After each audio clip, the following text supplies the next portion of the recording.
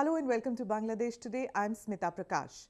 The Awami League won the violence-hit general election this week and is poised to form a government next week. The other main political party, the BNP, which boycotted the election, has now painted itself into a corner. All the 6 other political parties which have representation in the 10th Parliament also want to be in Sheikh Hasina's cabinet, none in the opposition. An election somewhat tarnished by bloody street violence and a boycott by major political party.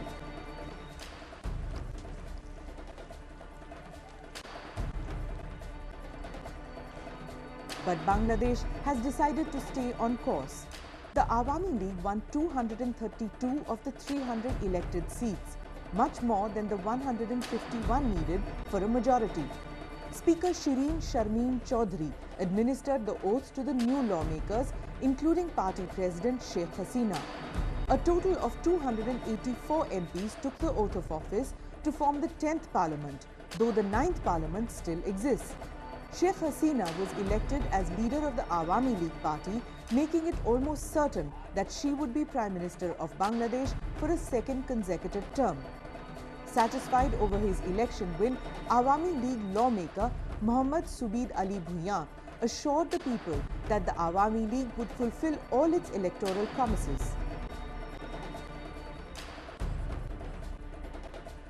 আমি আনন্দিত যেহেতু আমি দ্বিতীয়বারের মধ্যে MP হয়েছি আজকে MP হতে পেরেছি এবং এমপি না হলে এলাকার কাজ করা যায় না অতীতে আমি একবার এমপি ছিলাম গতবার এমপি হওয়ার সুবাদে কাজ করেছি এবারে যে সমস্ত অসমাপ্ত কাজগুলি আছে The BNP, which had boycotted the election, is continuing its agitation against the election, calling it a farce. The BNP chairperson Khaleda Zias, who had been elected either Prime Minister or Leader of the Opposition since 1991, is going to lose all state facilities that she has so far enjoyed for 2 decades. Her utility bills for water, electricity, gas and telephone bills, her support staff, security detail will not be picked up by the state anymore.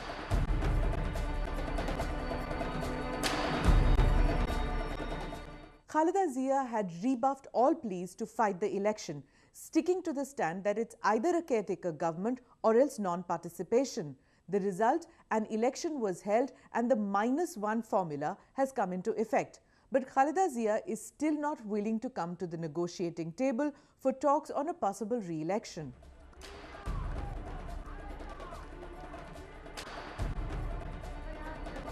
The other Begum of Bangladesh, the one in the hot seat, Sheikh Hasina, is defending the election under her watch as legitimate and participatory. It doesn't mean that there will be a question of legitimacy or anything, no. People participated in the poll and other political parties, they participated. Sheikh Hasina Wajid also said that she is open to talks with the opposition about holding fresh elections, but only if they stop strikes and attacks against security forces and civilians. I tried my best, I told you. I offer ministry, I offer to share power with our opposition. I have done as much as I can do, but they didn't respond.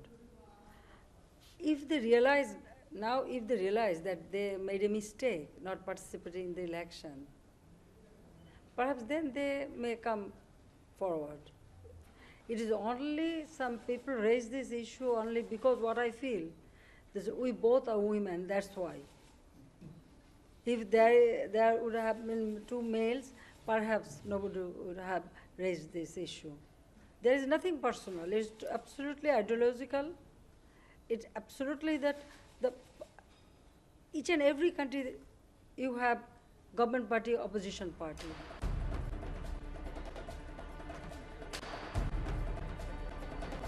Sheikh Hasina even rubbished speculations that she might enforce emergency rule in the country.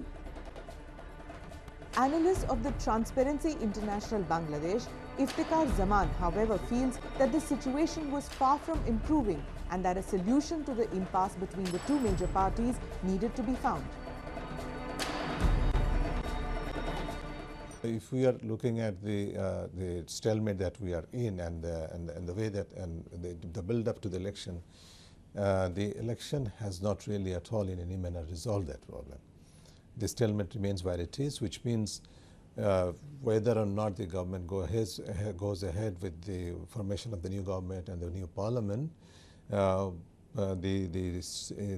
opposition will continue to demand the resignation of the new government. Zaman also said that the stalemate had affected all sections of society, with ordinary workers dependent on industries which have been hit by blockades and strikes.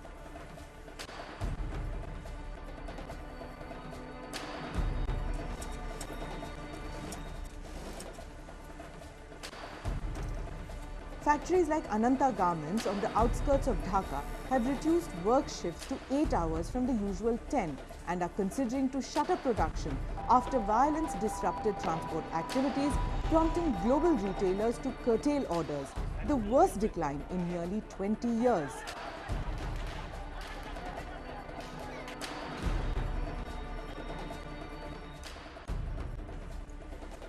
Ananta, which supplies apparel to global retailers including Gap, H&M, Walmart, is one of the largest garment houses in Bangladesh's $22 billion garment industry. The company's shipment costs are touching the roof due to roadblocks and fears of attacks on vehicles. The Associate Director for Production, Sheikh Hasina, said that they have to pay 3 times the normal sum to truck drivers who deliver their goods and also pay for security escort for the shipment as Jamaat activists target any traffic movement during the strikes. We're suffering a lot of problems here for production workers not coming properly for hartal and road blockage, and for that reason our production is going down day by day. His production orders from retailers for January have dropped by about 25% and they may have to shut down 2 or 3 production lines. According to industry officials, the turmoil in the run-up to Sunday's disputed election had been worse for business than last April's collapse of Rana Plaza in Savar, an illegally built factory in which more than 1,100 workers were killed.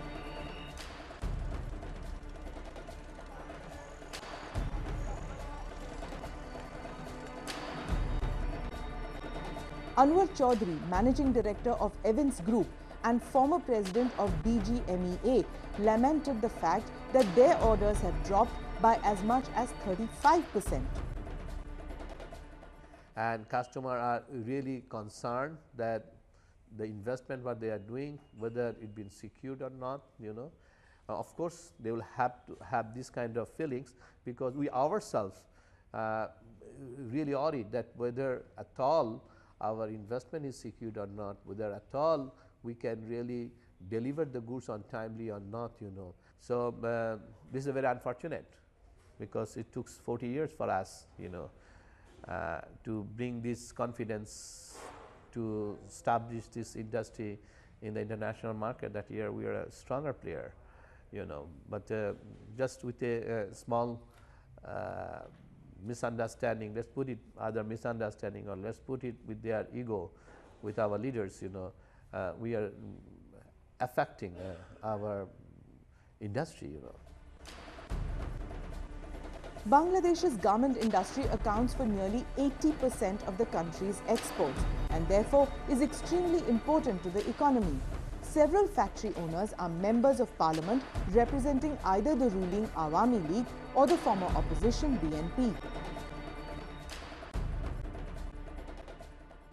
The pre- and post-election violence has not just hit Bangladesh economically but also its social fabric. There have been attacks on Hindu villages by activists of the Jamaat factions. Hundreds have been displaced in the rural areas.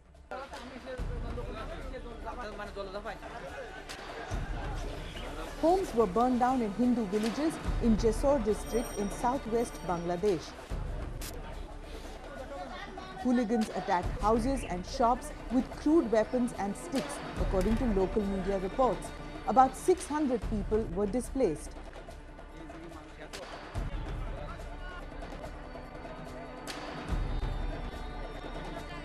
The villagers said that they swam to the other side of the river to look for a roof over their head.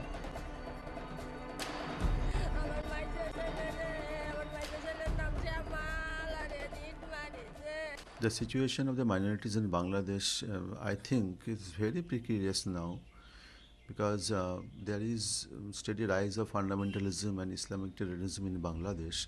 That's why everywhere the minorities are in danger, and the Hindus in Bangladesh are in more dangerous situation because they are not only minority, but they have been weakened gradually in Bangladesh's socio-political and economic sphere.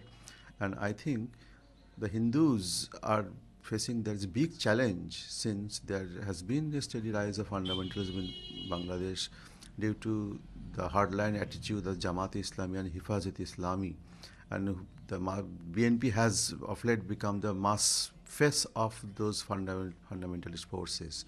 We received the information that the government forces, the government army, the security forces, they are protecting the government properties and lives and securities of the common people, and that also includes the minorities. That's a good gesture and good step from the government. And Sheikh Hasina Wajid government has taken a very bold step on that count. Therefore, right now, the security and the lives of the minorities are in the hands of the government. The government has to take more such stern actions, because the Hifazat-e-Islami, Jamaat-e-Islami, particularly after the execution of Qadir Mullah, and the BNP supporters, they have taken the whole Bangladesh political scenario into ransom. Therefore, I think the government has taken some positive steps. We shouldn't always criticize government. We shouldn't always think in terms of negative attitude.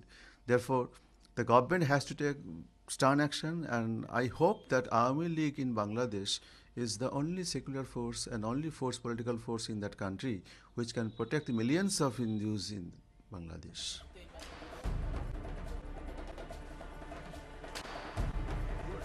Another incident of an attack against Hindus was reported in Gaibandha district, when an elderly man was injured after being hit on the head.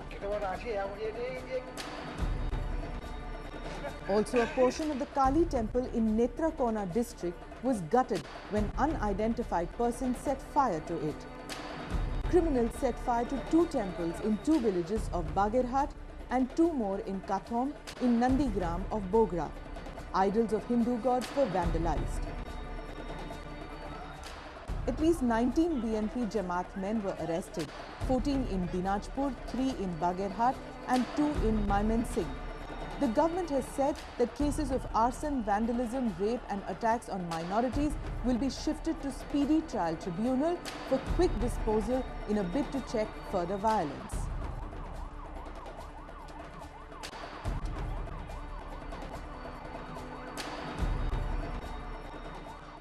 A peaceful and civil solution to the political impasse is needed urgently.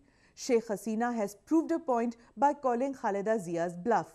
Now it's time probably to broker a peace deal. Before we leave you for the week, here's our weekly news roundup section. Expressing anxiety over the continuing political stalemate in Bangladesh, US Senator Robert Menendez has urged both Sheikh Hasina and Khaleda Zias to discuss on holding fresh elections that are free, fair, peaceful and inclusive. Robert Menendez, the chairman of US Senate Foreign Relations Committee, wrote to Prime Minister Sheikh Hasina and BNP chairperson Khaleda Zias on January 8th. Donor countries including the United States and the United Kingdom are contemplating whether to continue funding aid programs involving the new parliament in Bangladesh. Warren Daly, a spokesperson for the United Kingdom, said it was reviewing its projects to take into account the emerging political situation.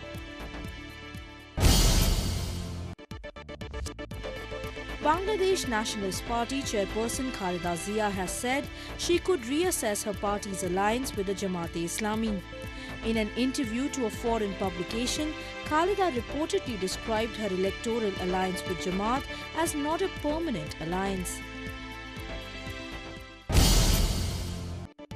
Jatiya Party, during a meeting held at the Jatiya Satsang Bhavan, collectively elected Roshan Irshad as the leader of the opposition in parliament. The JP won 33 seats in the 10th parliamentary elections and became the main opposition party.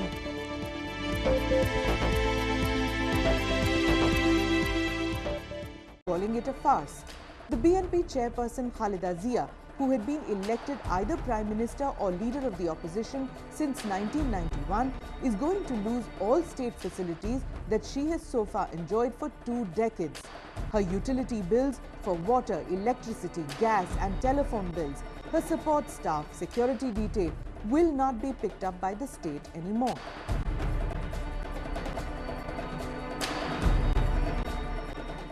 Khaleda Zias had rebuffed all pleas to fight the election. Sticking to the Awami League would fulfill all its electoral promises.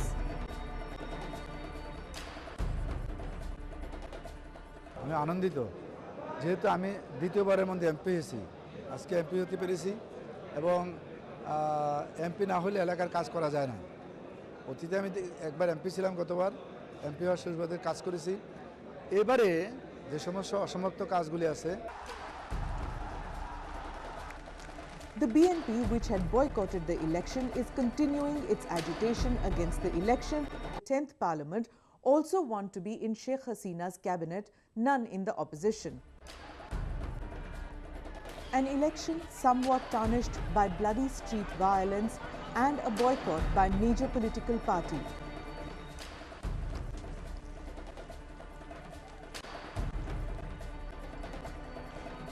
But Bangladesh has decided to stay on course.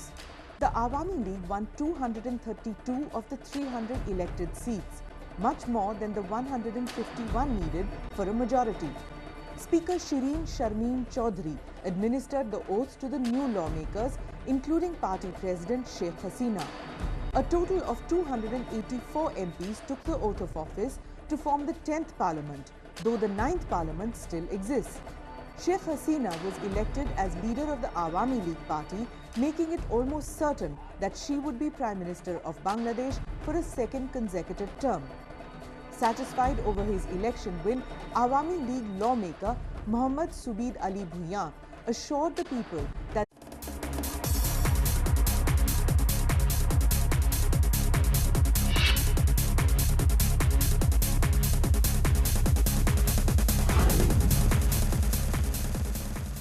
Hello and welcome to Bangladesh Today. I'm Smita Prakash.